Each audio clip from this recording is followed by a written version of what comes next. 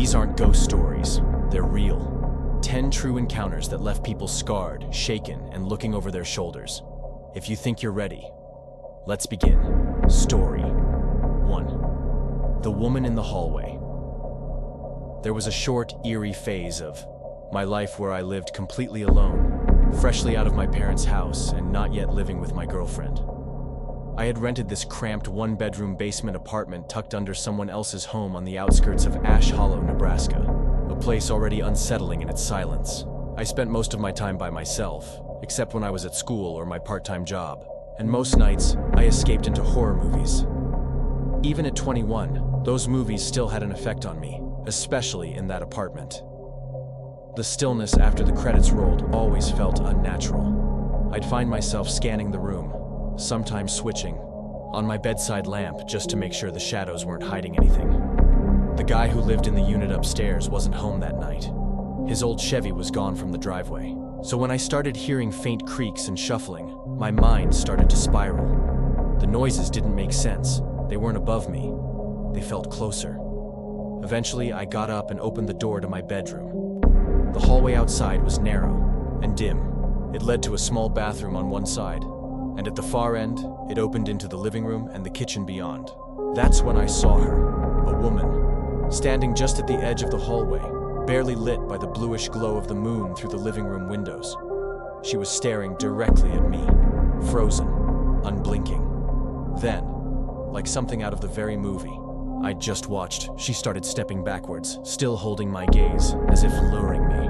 I didn't care who she was or what she wanted. I screamed and slammed the door, locking it behind me. I pressed my back against it, heart racing, listening. There were no footsteps toward me. Instead, I heard someone sprint up the short stairwell that led to the outside entrance. The door slammed. I stood there, frozen for at least 10 minutes. When I finally worked up the courage to check the apartment, it was completely empty. No hiding places, no signs of forced entry. I locked everything, every window, every bolt. I didn't call the police. I don't know why. But the next day I told my landlord what happened. That's when the pieces clicked into place. Apparently, the woman who'd broken into my apartment was the ex-girlfriend of the man who lived upstairs. A violent, unstable one at that. She'd been trying to find him. Somehow she got the address, and somehow she broke into my part of the house. The upstairs tenant apologized to me the next day, but neither he nor the landlord gave me much detail. To this day, I can't stop thinking about what would have happened if I hadn't locked that bedroom door. Story 2, Something About Marla. I never liked my dad's girlfriend, not from day one. Her name's Marla, and ever since Mom passed in 2019, my dad's been desperate not to be alone. Desperate enough to let someone like her into our lives.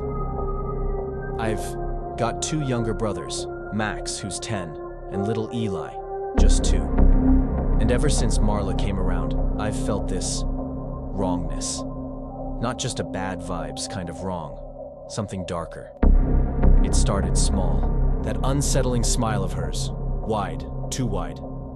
I tried to write it off as me being paranoid, but then I began noticing things. One afternoon while my dad was at work, I caught Marla in his closet. I'll never forget how she spun around and said, "Hey, sweetie," in that sickly sweet voice, her grin stretching unnaturally wide. She quickly shut the door, and I just walked away to my room, but I knew what was in that closet. His safe, with the combo and valuables stashed right nearby. I told Dad. He brushed it off. Then, just a few days later, I saw her slipping out of Max's room. I asked her what she was doing, and she said she was just opening a window because it was too hot. But when I checked, both windows were shut tight. Again, I told my dad. Again, he told me to be patient with the situation. 2 nights ago, I decided to test my gut.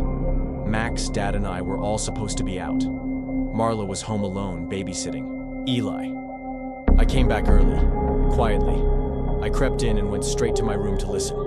From the kitchen, I heard Eli crying, but not just normal crying. This was screaming, panicked, and raw. Then I heard her yelling, "Shut up!" It wasn't just yelling, it was rage. Real, venomous rage. I sprinted downstairs. When she saw me, she went pale. For the first time, her mask cracked. No creepy smile, just shock. She didn't say a word, just walked off and shut the basement door behind her. I called my dad. He said he'd talk to her. That night, I woke up suddenly, heart pounding. Something had startled me. I sat up, and there was someone in my room, just standing there. Then they bolted out and shut the door behind them. I raced into the hallway. I heard a door close. My dad's room. I threw the door open, and there she was, lying in bed next to him, pretending to be asleep. I was furious. I told him she'd just been in my room. She swore she hadn't left the bed. He told me to calm down, go back to sleep. He'd handle it. I went back to my room, but I couldn't sleep. I was shaken. That woman, Marla, had been watching me in my sleep. I know what I saw. She's dangerous.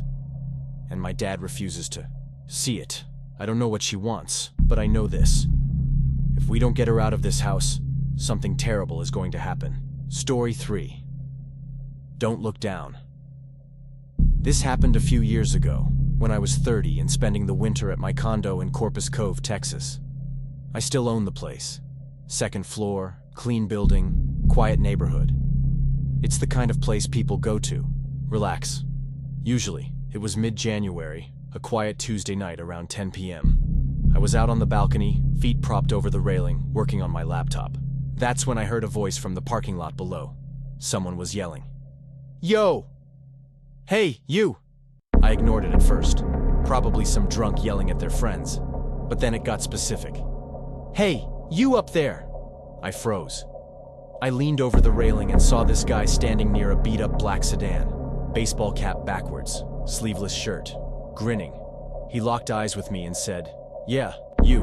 Come down here. I want to show you something cool." Instantly, every instinct in me lit up. Something felt off. I tried to play it cool, shrugged, and sat back down. That's when he shouted, "I'm gonna come up there and skin you alive, you prick." I bolted to my feet. He wasn't some dumb kid. Now that I looked closer, I saw he was older.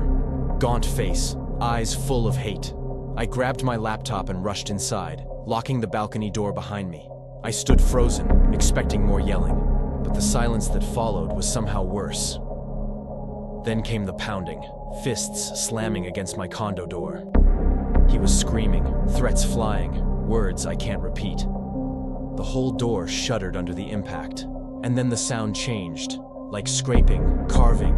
He was stabbing at the door. I screamed through the door, "I'm calling the police!" He didn't stop. For nearly 2 minutes, he screamed and carved, until finally, one last violent thud hit the door, followed by silence. I peeked through the peephole. Gone. I called the police immediately. When they arrived, I showed them the door. Deep knife gouges, confirming what I'd heard. This wasn't a bluff. This man had a weapon, and he meant to hurt me. They never found him. He didn't know me, I'm sure of that. Just some deranged stranger, high or broken or both, who saw me and decided I'd be the one. I haven't sat on that balcony since. Story 4. Cell block setup. I spent a night in jail once, and I swear, I didn't do a damn thing. It happened in my hometown of Crescent Ridge, New York. I was at a club when I ran into someone I used to know, a girl who still had beef with me for whatever reason. She went to a bouncer and straight up lied, saying I'd been touching her and her friends. Total lie. I hadn't even spoken to her. The bouncer didn't ask questions, just grabbed me and tried to throw me out. I was drunk and angry, so yeah, I pushed back. That's when the cops outside got involved. They cuffed me on the spot and tossed me in the back of the cruiser. I was booked for assault and trespassing, completely bogus charges. Jail was exactly what you'd expect, cold, loud, and filthy. There was one wooden bench, a stainless steel toilet, and one other guy in the cell with me. He looked like something out of a bad dream. Face tattoos, one front tooth missing, and a permanent glare. He asked what I was in for. I told him it was all BS, vented a little about what happened. He listened without saying much at first, but the more I talked, the more I shared. Where I lived, the nice part of town, how I had a party earlier that night because my parents were away. Stupid stuff to say to a stranger, but I was drunk and I needed to unload. He just nodded. The next morning, both of us had to show up. In court, I went first. He was in the courtroom as they read off my name and charges. Eventually, I was released with a court date. That night, I was back home. I didn't tell my parents about the arrest. I figured I'd deal with it myself. They weren't back from their trip yet anyway. Around 1 a.m., I was downstairs shutting the windows when I heard something. Footsteps. Soft, crunching ones. Circling the house. I turned off all the lights and moved from room to room, closing every window and blind. When I got to the back sliding door, I flicked on the deck light. Two guys bolted into the darkness. One of them turned enough for me to see his face. It was the guy from the jail cell. I stood there, numb, realizing what I'd done. I told him I lived alone. I told him where. I told him my full name. And he was in that courtroom, probably Googling me the second he heard it read out loud. He was going to rob us. Maybe worse. I never told my parents what happened. Not about the arrest. Not about the almost break-in. But that night, I learned the hard way. Not everyone in jail is trying to get out. Some of them are just looking for their next target. Story 5. Grandma tried to warn me. I don't believe in spirits. Never have. But after what happened recently, I'm starting to question everything. It's about a guy named Travis, someone I dated on and off for months. I met him through a coworker during a night out. At first, he seemed charming. My parents didn't think much of him, but my grandma, she hated him. She never said it outright at first, but I could see it in her eyes. That deep, unsettled look every time she saw him. Eventually, she told me, "There's something wrong with that boy. He's dark." And I started to see it too. Travis had a temper. We fought constantly. He'd flip moods like a switch, calm 1 minute, snapping the next. The final straw was the night I thought he was going to hit me. He didn't, but he could have. I told him it was over. My grandma was relieved. She even joked, "Find yourself a nice Italian boy with a real family." Classic grandma. Then, she passed. Sudden heart attack. No warning. Just gone. In my grief, I hung a framed photo of her in my bedroom. It gave me comfort, a piece of her still with me. Then 2 weeks later, Travis reached out. Of course, I should have ignored him. But I was lonely. Vulnerable. He said he'd changed. And for a while, it seemed like he had. No fights. No outbursts. We saw each other every night. And then, just a few days ago, we made it official again. That night, something strange happened.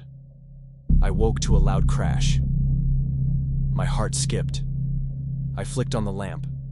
The framed photo of my grandma, the one on the wall directly across from my bed, was face down on the floor. The glass cracked. I stared at it for what felt like hours. My hands trembled as I picked it up. Nothing else in the room had moved. There were no windows open, no draft. Just that one picture, her picture, shattered. I told Travis the next day that I needed space. He lost it, started yelling on the phone. All the calmness he'd faked for 2 weeks unraveled in seconds. And I swear to you, in that moment, I could feel my grandma's warning all over again. What are the odds that the very night I gave him a second chance? Her photo fell and shattered. People say spirits don't exist, but maybe, sometimes, they do. And maybe they fight for us, even when we don't know it.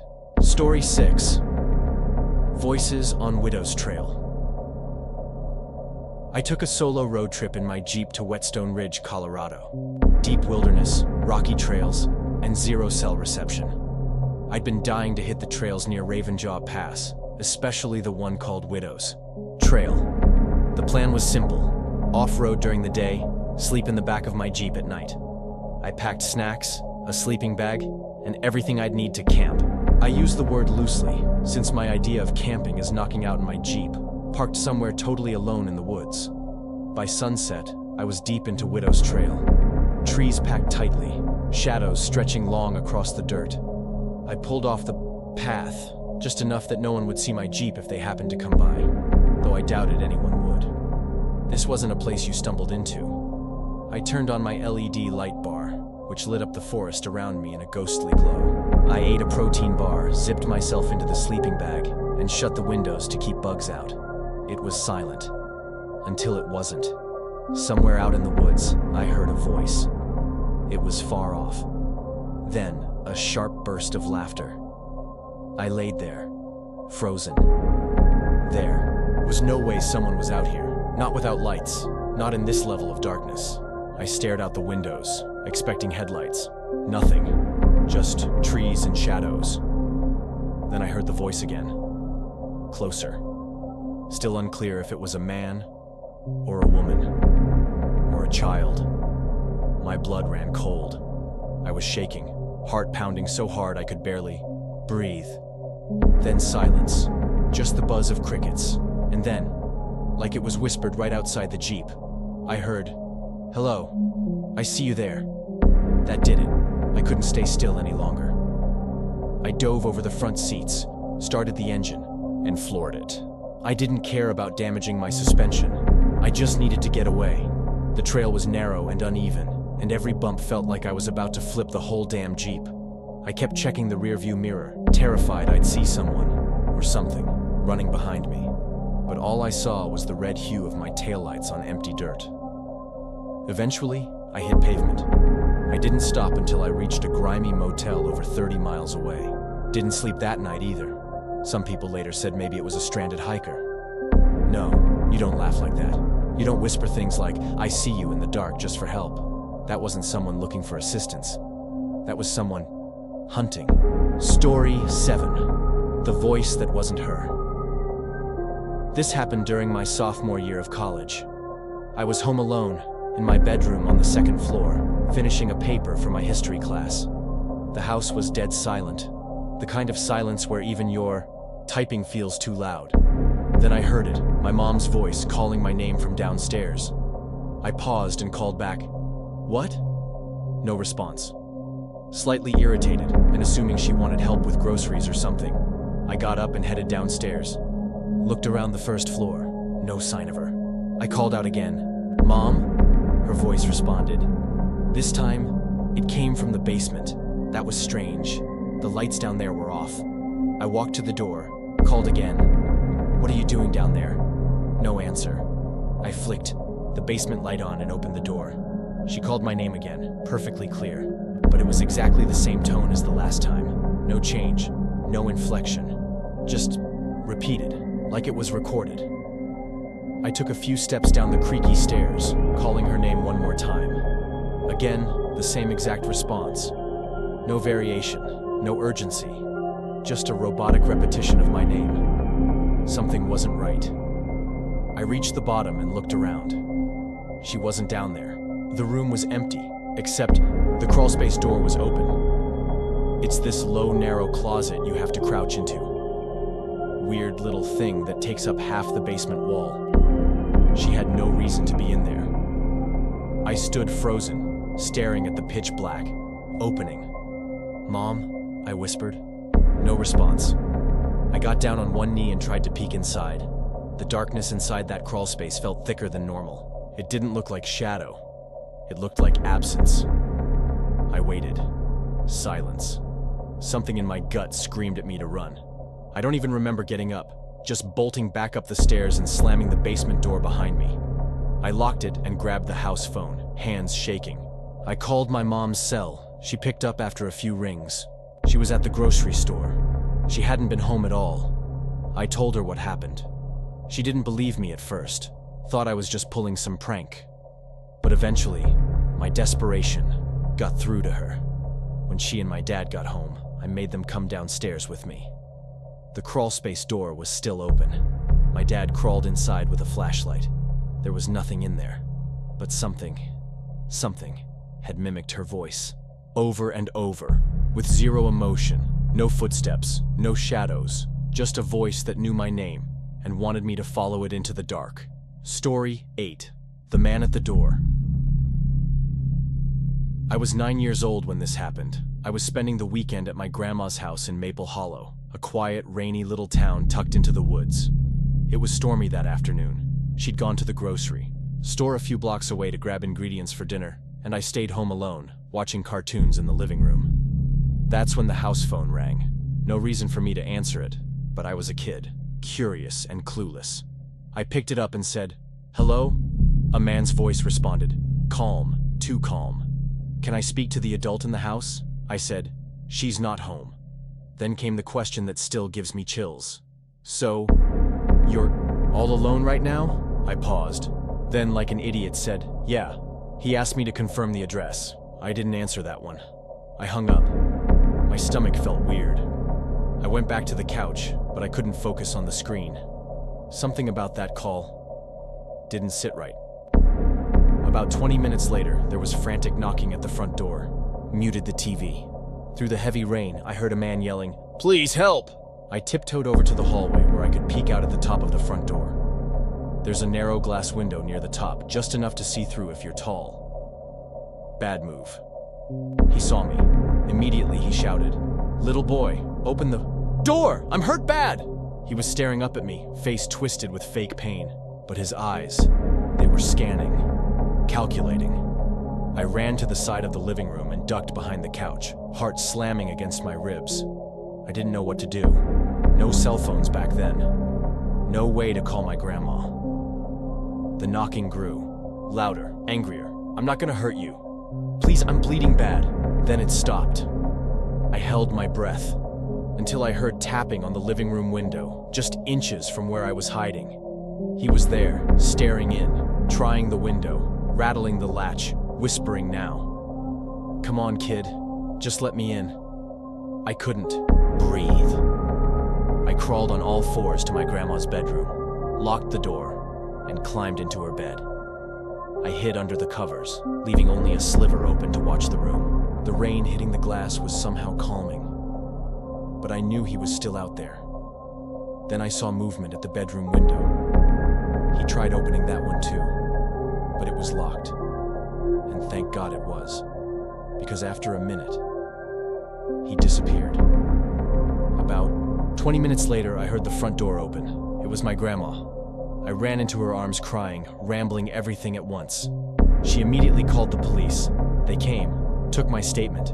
I never had to look at a sketch, never went to a lineup. The guy was never caught. My grandma didn't tell my parents, and she told me not to either. But from that day on, she never left me alone in that house again.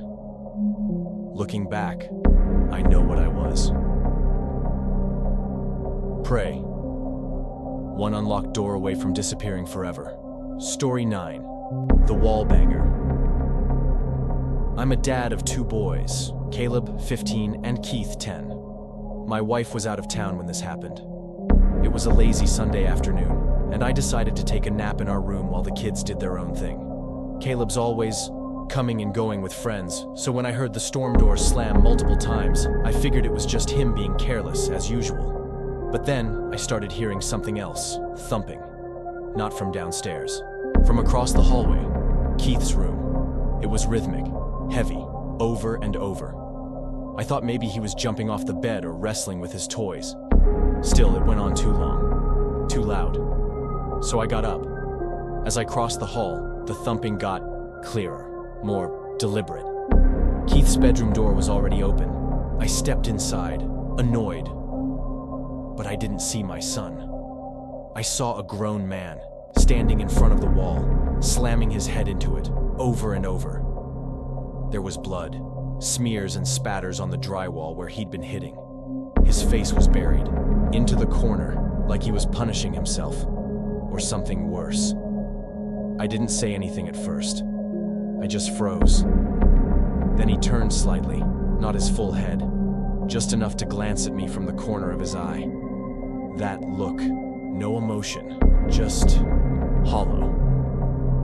I snapped out of it and tackled him to the floor. He didn't fight back. Not really. He just kept giggling, rambling in gibberish, saying nonsense. That's when Keith came crawling out from under his bed, shaking and crying. He'd been hiding there the whole time. I yelled at him to get the house phone. I kept the man pinned down as best I could. His body was thin, twitchy. His eyes rolled up in his head every few seconds. And through all of it, he kept whispering incoherent things and smiling. When the police arrived, I was still holding him, there, They took him away without much struggle. One of the officers told me they'd seen him around before. Someone with mental health issues, probably on something strong. No ID. No explanation for how he got in. I didn't press charges. Just wanted him gone. But I couldn't sleep for days. I kept thinking. Story 10. The Laughing Family. I've battled sleep disorders for years. Insomnia, night terrors, even full-blown sleep paralysis. It's been hell. I've also had these bizarre hallucinations as I'm waking up. Spiders crawling across my bed. Shadowy figures standing at the foot of it. They vanish once I snap fully awake. But the panic? That sticks around. Last fall, during one of the most stressful weeks of school I've ever had, everything got worse. I was drowning in assignments. I stayed up working until 3 a.m. on a Thursday. Night. I had to be up at 6. When I finally collapsed into bed, I was out cold within seconds. That night, I had a dream. It was like I was trapped in this long, maze-like building. A hallway that stretched endlessly, with door after door. Behind each one, I kept finding random candy, like Halloween. Except I wasn't trick-or-treating. I was running. Something was chasing me, and it was laughing. Not the laugh of a grown person.